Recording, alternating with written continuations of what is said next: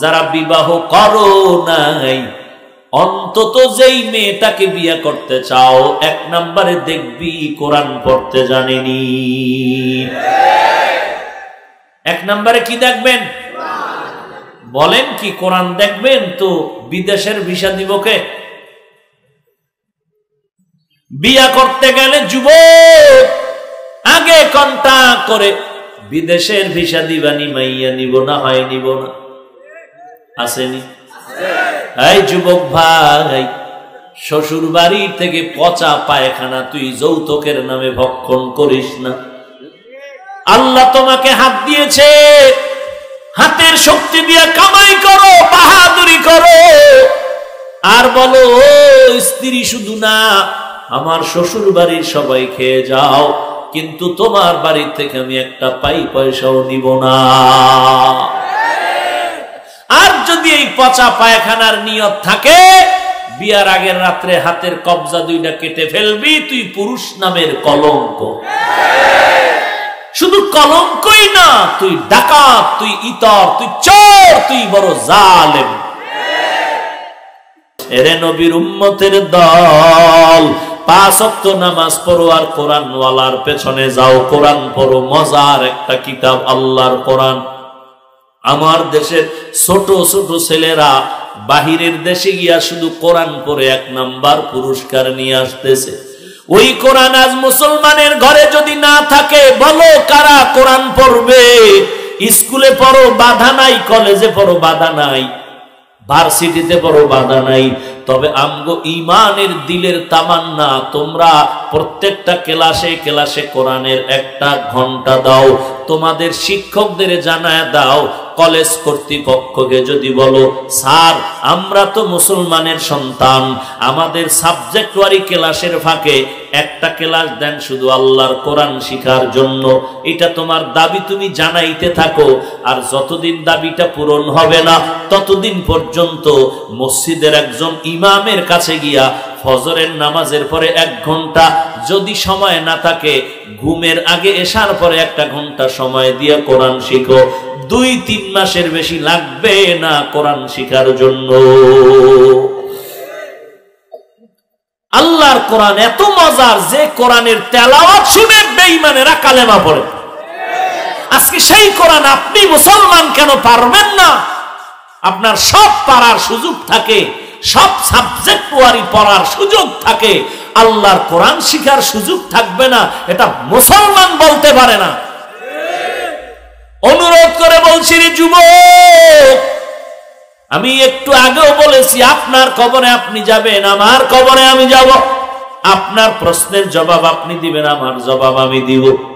তবে অনুনয় বিনয় করে বলছি, আল্লাহর কোরআন মিথ্যা না, নবীর কথা মিথ্যা না রে ভাই। 1 জাররা পরিমাণ গুনাহ নিয়ে যদি কবরে যাও, ওই কবর হবে ভয়ঙ্কর জাহান্নামের গর্ত। পয়গম্বরের কথা। এরে যুবক, চোখ দুইটা বন্ধ করে 1টা মিনিট বালিশে মাথা লাগাইয়া বাতি যখন নিবাইয়া দাও, একটু মনের প্রশ্ন করিও যে ঘুমাইতেছি, ঘুমের ঘরেও তো কত মানুষের মরণ হয়। আমি যদি মরি, আমার উপায় কি হবে? আমি যদি মরে যাই, সকালবেলা মা ডেকে ডেকে বলবে, বাবা ও। যখন দেখবে ডাকের সারায় মায়ের কলিজায় খবর হয়ে যাবে। দরজা ধাক্কা দিয়া বডির মধ্যে হাত দিয়া দেখবে পুরো বডিটা শক্ত বরফের মতো ঠান্ডা। মা চিৎকার দিয়া বলবে, কে আছো? কোথায়? আমার সন্তান দুনিয়াতে নাই। কেউ যাবে ইমাম সাহেবকে খবর দিতে জানাজার জন্য, কেউ যাবে বাঁশবাগানে কবর খনন করার জন্য। এমন একটা জায়গায় তোমাকে আমাকে কবর দিবে। এত আদরের মা যে আমাকে সারা রাত পাহারা দেয়, সেই মাও আর 2 দিন কান্নার পরে কান্না থাকবে না। এমন একটা বাঁশবাগানে রেখে আসবে যেখানে দিনের বেলা যাইতেও ভয় লাগে, সাপ বিচ্ছুর গর্তর জায়গা বাঁশবাগান। ওই জায়গায় রেখে আসবে রে যুবক। আর মা বাবা কেউ আমার সঙ্গে যাবে না। আমি এখন কবরে বড় একা। এই ধ্যান করে করে সব আল্লাহওয়ালারা কান্না করেছেন, কবরে আমি একা কেমনে থাকবো? এই চিন্তায় সাহাবায়ে কেরামের কান্নার আওয়াজ। ও ভাই, তুমি কবরের চিন্তা করে মরণের চিন্তা করো। কয়দিন আর হায়াত তোমার? তোমার আমার জীবনের প্রথম ইতিহাস, খেলার মাঠে কত বন্ধু ছিল, আজকে অনেকেই নাই। মনে পড়লে দুঃখ, কলিজা ভেঙে যায়, চোখের পানি ধরে রাখতে পারি না। ওই জীবনের খেলার কথা মনে পড়লেই যেন কেমন মাথা গরম হয়ে যায়। লেখাপড়ার টেবিলে কত বন্ধু নিয়ে আড্ডা করেছিলাম, আজ অনেকেই নাই। ও যুবক, তুমিও যে কয়েকদিন বাঁচবা গ্যারান্টি নাই, এখানে বর্ষ ঘর পর্যন্ত যাওয়ার গ্যারান্টি নাই। এক জায়গায় বয়ানে শুনলাম, এক জায়গায় গেলাম, বলে বয়ানে আসার পথে একদল যুবক রাস্তায় অ্যাক্সিডেন্ট হয়ে মরে গেল। আর এক জায়গায় খবর পেলাম বয়ান থেকে বাড়ি যাওয়ার সময় মোনাজাতের পরে রাস্তায় অ্যাক্সিডেন্ট হয়ে মারা গেল একদল যুবক। এইভাবে কোনো না কোনো কারণে অকারণে চলে যেতে হবে।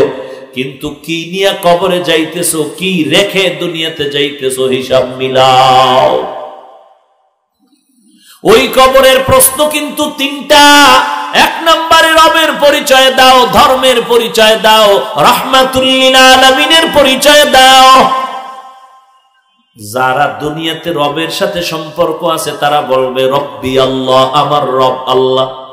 যারা দুনিয়াতেই ইসলাম মেনে চলেছে তারা জবাব দিবে দীনিয়াল ইসলাম, আমার ধর্ম হলো ইসলাম।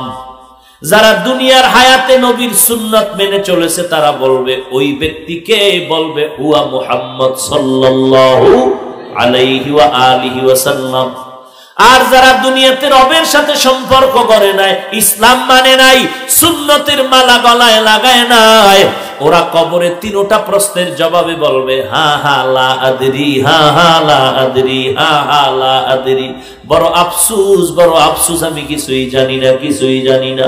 আল্লাহ তাআলার ওয়াদার হয়ে যাবে, ও ফেরেশতা ওই কবরকে আদেশ করো, ওই কবরের মাটি দুপার্শ্ব থেকে চাপ দাও। নবী বলেন ওই কবরের মাটির চাপে পাজরের হাড় চুরমার হয়ে যাবে। একটা নয়, দুটো নয়, কবরের মধ্যে 70 থেকে 99টা সাপ চলে আসবে। এই কথা মিথ্যা মনে করিস না রে যুবক ভাই। আজকে পায়ে ধরে ধরে বলি নামাজ পড়ো, তুমি পড়তেই চাও না। অথচ তোমরা বলো, আমাকে যদি কেউ 1 কোটি টাকা দিয়ে বলে হাফিজ ভাই নামাজ বাদ দাও, বলো আমি টাকার লোভে নামাজ বাদ দিবনি। তাহলে একটু চিন্তা করো, তোমার পায়ে ধরার পরেও তুমি নামাজ পড়তে চাও না, আর আমাকে কোটি টাকার লোভ দেখালেও নামাজ ছাড়তে চাই না কেন? কোনো কারণ নাই। আল্লাহর কোরআন পড়লাম, নবীর হাদিস পড়লাম, একটা কথাও মিথ্যা নাই। গুনাহ নিয়ে যদি কবরে যাই, ওই কবরের আযাব হবে সত্য, কোনো মিথ্যা নয়। ওই কবরের মাটির চাপ আর জাহান্নামের আগুন। শুধু তাই না, এরপরে কবরের আযাবের পরে আবার হাসরের ময়দানে আযাব শুরু হয়ে যাবে। চিন্তা ভাবনা করে দেখলাম, একটা বেতের বাড়ি হাতে দিলে সহ্য করতে পারি না, কষ্ট পাই। ওই কবরে দুই পার্শ্বের মাটির চাপ কেমনে সহ্য করব? এরে আল্লাহর বান্দা, দুনিয়াতেই সূর্যের গরম সহ্য করতে পারি না। বিজ্ঞানীরা বলে 9,30,00,000 মাইল উপরে সূর্য, আর নবী বলেন কিয়ামতের দিনে এই সূর্যটা মাথার উপরে নেমে আসবে।